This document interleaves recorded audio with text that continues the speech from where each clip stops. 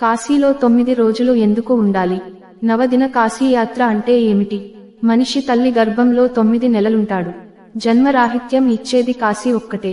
అందుకని వ్యాస మహర్షి కాశీలో 9 నెలలు దీక్షలో ఉండి, ఆ తర్వాత స్వగ్రామం చేరి మంచి రోజు చూసి పూజ చేయాలి అని చెప్పాడు.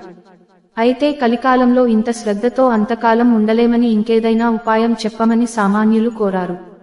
దానికి ఆయన 9 రోజులుంటే ఆ ఫలితం ధోకా లేకుండా వస్తుంది అని చెప్పాడు. మరి ఆ రోజుల్లో ఏం చేయాలి?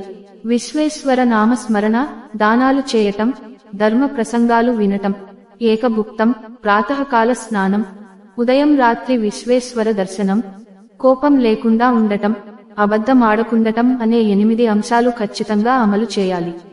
మొదటి రోజు కార్యక్రమం.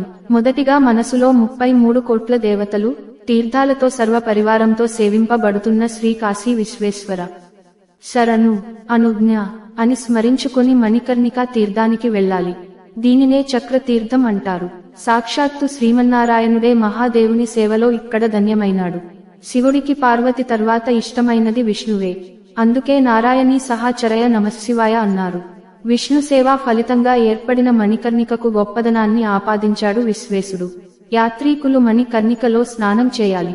బ్రాహ్మణులకు దానాలు చేయాలి. కేశఖండనం చేసుకుని మళ్లీ స్నానం చేయాలి. మహేశ్వరాదులను అర్చించి మళ్లీ స్నానం చేయాలి. అక్కడ నుండి వినాయకుడిని దర్శించి 21 గరికలను, 21 కుడుములను సమర్పించి 21 సార్లు గుంజీలు తీసి 21 రూపాయలు దక్షిణగా సమర్పించాలి. తర్వాత అన్నపూర్ణ దేవిని సందర్శించాలి. ఆ తర్వాత విశాలాక్షి, జ్ఞానవాపి, సాక్షి గణపతులను చూడాలి. ఇది పూర్తి చేసి నివాసం చేరి భోజనం చేయాలి. రాత్రికి విశ్వనాథుడిని దర్శించాలి. ఫలాలు పాలు ఆహారంగా గ్రహించాలి. హరసాంబ హరసాంబ సాంబ సాంబ హరహర, హరశంభో హరశంభో శంభో శంభో హరహర, మహాదేవ మహాదేవ విశ్వనాథ శివ శివ, మహాకారి మహాకారి రక్ష రక్ష హరహర అంటూ 11 సార్లు భజన చేసి నిద్రపోవాలి.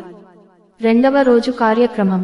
రెండో రోజు ఉదయాన్నే గంగా స్నానం చేసి విశ్వేశ్వర, అన్నపూర్ణ దర్శనం చేయాలి. మధ్యాహ్నం 12 గంటలకు మణికర్ణికా ఘట్టంలో స్నానం చేయాలి. తీర్థ శ్రాద్ధం చేయాలి. 1000 సార్లు గాయత్రీ జపం చేయాలి. గురు ఉపదేశంతో శ్రీ కాశీ విశ్వేశ్వరాయ నమః అనే మంత్రాన్ని 1000 సార్లు జపించాలి. మధ్యాహ్నం విశ్వేశుని దర్శించి సాయంత్రం కూడా మళ్లీ దర్శించాలి. రాత్రి ఫలహారం చేసి పడుకోవాలి. మూడో రోజు కార్యక్రమం. తెల్లవారక ముందే అసీఘాట్లో సంకల్ప స్నానం చేసి అక్కడున్న సంగమేశ్వర స్వామిని దర్శించాలి. తర్వాత దశాశ్వమేధ ఘాట్కు చేరాలి. దీనికి రుద్ర సరోవర తీర్థం అనే పేరు కూడా ఉంది. ఇక్కడ స్నానం చేసి శీతలాదేవిని దర్శించాలి. వరుణా ఘాట్కు వెళ్లి స్నానం చేసి ఆదికేశవ స్వామిని దర్శించాలి. పంచనదీ తీర్థమైన బిందు మాధవ ఘట్టంలో సంకల్ప స్నానం చేయాలి. తర్వాత బిందు మాధవ సంగమేశ్వర దర్శనం చేసుకోవాలి.